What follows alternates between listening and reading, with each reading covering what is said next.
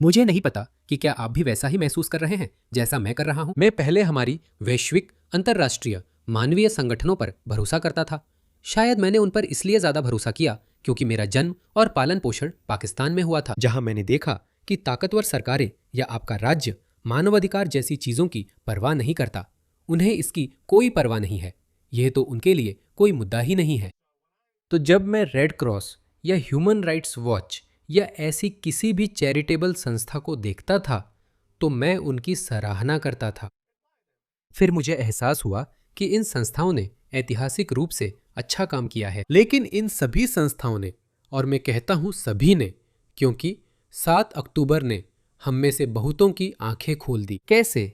उनरुआ जो गाजा में काम करने वाला एक चैरिटेबल संगठन है, कैसे संयुक्त राष्ट्र ने हमास के लड़ाकों को भर्ती किया था। दुनिया उन्हें सिर्फ मानवीय काम करने वाले स्वयंसेवक मानती है, लेकिन कैमरे बंद होते ही वे 7 अक्टूबर की घटना में शामिल हो जाते हैं। वे इजराइल में घुसे, 7 अक्टूबर की बर्बरता की। संयुक्त राष्ट्र ने आधा अधूरा माफी मांगी और मामला बंद कर दिया।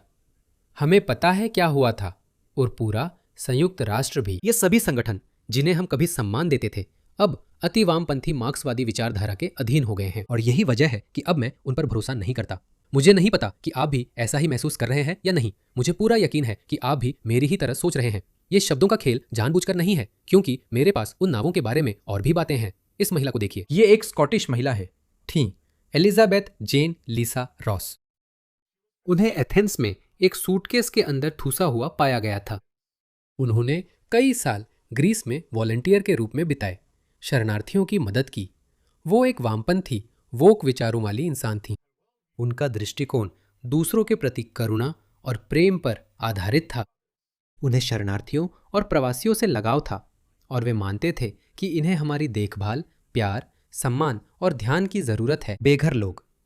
उनकी एक अफगान व्यक्ति से जान पहचान हो गई थी। हमें विवरण नहीं पता, तो वह उनसे होटल या कहीं और मिली थी या आमना सामना हुआ था। हम सही शब्द नहीं जानते, लेकिन वह स्वयं सेवक थी। उसने उनकी हत्या कर लूटपाट की, शव सूटकेस में डालकर सुनसान इमारत में फेंक दिया और कई दिन उनके बैंक कार्डों का इस्तेमाल किया। वह बार बार खतरे में पड़ती रहीं, क्योंकि उनकी सोच ने उन्हें यकीन दिला दिया था कि कोई खतरा है ही नहीं। तुम्हें गोरे आदमी से सतर्क रहना चाहिए। ये वही है। इसे अभी अभी लाया गया है। इसे ग्रीस में गिरफ्तार किया गया था और अब यूके वापस लाया गया है। मुझे नहीं पता उसे क्या सजा मिलेगी। शायद 5 या 4 साल की निलंबित सजा मिले, मुझे पता नहीं।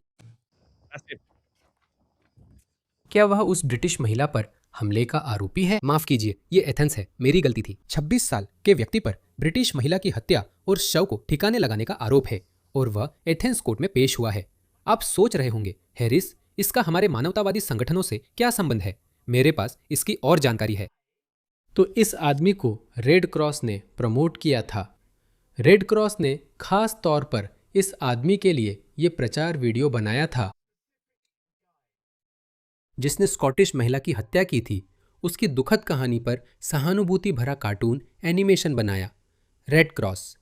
हाँ, देखिए, ये वही आदमी है। ये वह बेचारी महिला है जो दुनिया के साथ प्यार बांटना चाहती थी, लेकिन उसे नहीं पता था कि हमारे बीच राक्षस भी घूम रहे हैं। इस वीडियो को देखिए, इस प्रचार वीडियो को देखिए। ग्रीस जाने की कोशिश की थी। इस प्रचार वीडियो को देखिए जो रेड क्रॉस ने इस आदमी के लिए बनाया था, और अब उन्होंने इसे डिलीट भी कर दिया है। वैसे कितने चालाक है, चुपचाप उन्होंने इस वीडियो को डिलीट कर दिया। वो ग्रीस जाने की कोशिश में पुलिस द्वारा गिरफ्तार होकर 3 दिन जेल गया। जब मैं बाहर आया तो मुझे तस्कर मिले, जिन्होंने ग्रीस जाने के लिए मेरे लिए एक और रास्ता बनाया। आखिरकार मैं पहुंच गया।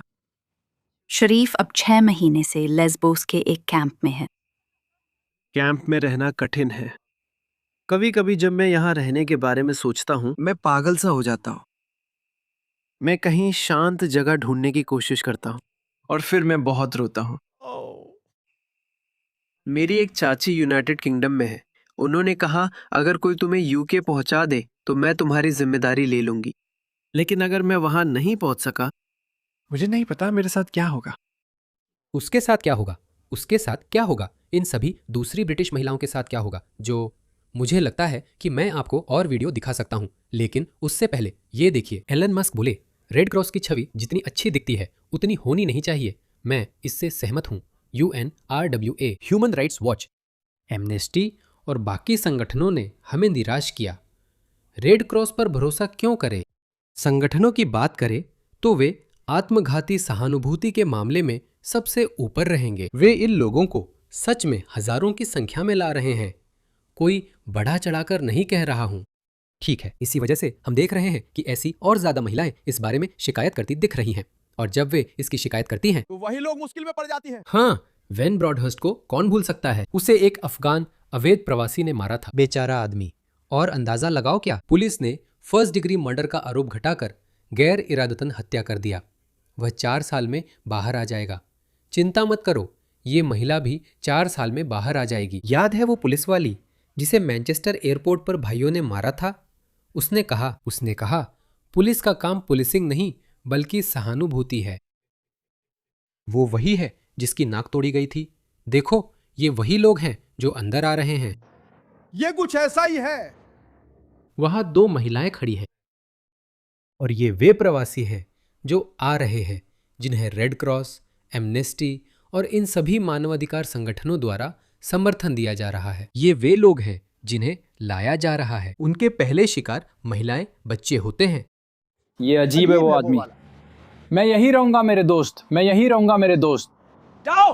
अरे वो बस, अरे तुम क्या कर रहे हो? क्या तुम किसी की बात सुनने वाले हो? कुछ कोशिश करो। कुछ कैसे करोगे ये आदमी? कुछ करके दिखाओ। तो तुम्हारा कोई कमेंट है? तुम्हारे पास कोई आइडिया है? हाँ, मुझे लगता है ये सोमाली है। माफ करना अगर वो मुझे परेशान करे। वो पूछेंगे। Don't be harassing women, bro. I don't harass me. Yeah, well, don't be. He'll be a harasser. This idiot right here. Yes. What's he's talking about? मैं तुम्हारे और ये भगवान हरासिंग के बारे women, में bro. बात कर रहा हूँ। नहीं, I don't know वो what लड़की, you are वो doing, लड़कियां bro. जिनसे तुम बात कर रहे हो, उसी दिन वो मेरे साथ कुछ करने वाला था। Why you वो touch me? मेरे साथ कुछ Why you करने वाला touch था। me? Why you touch Why me? you getting He was realistically gonna do me You something. harass me. Why you touch me? And then like, You see? I see. जैसा मैंने कहा, महिलाओं को परेशान मत करो। अपनी जैकेट्स लो और जाओ यार। हम तुम्हें मारना नहीं चाहते। वो पागल है या कुछ ऐसा ही? नहीं, येमेन हाय। मैं घर आ गया, मुझे भागना है। ये लोग हैं जिन्हें वे लाए हैं दोस्तों। इसे देखो। Why for, bitch? La Malik na hoga. Malaga. ये ब्रिटिश लड़की प्रवासी पुरुषों से घिरी है। वह बेचारा गोरा लड़का बस अपनी गर्लफ्रेंड को सांत्वना दे रहा है। मुझे नहीं पता, ये सड़कें सुरक्षित नहीं है दोस्तों। यह बहादुर ब्रिटिश व्यक्ति उसका सामना करेगा।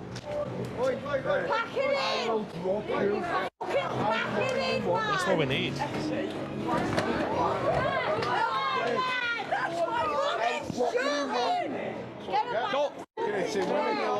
ये हो रहा है दोस्तों, ये सब हमारी आंखों के सामने है।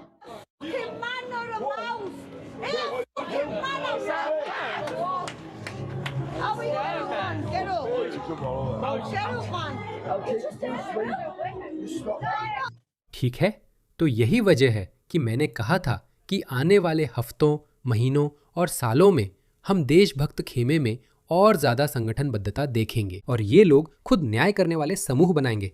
इसे देखिए, डैनी टॉमो को देखिए। वो कहता है, इतिहास बोलने वालों को नहीं, बुराई के खिलाफ डटने वालों को याद रखेगा। ये आदमी अति दक्षिणपंथी नहीं, क्योंकि वो लोग इसे पसंद नहीं करते।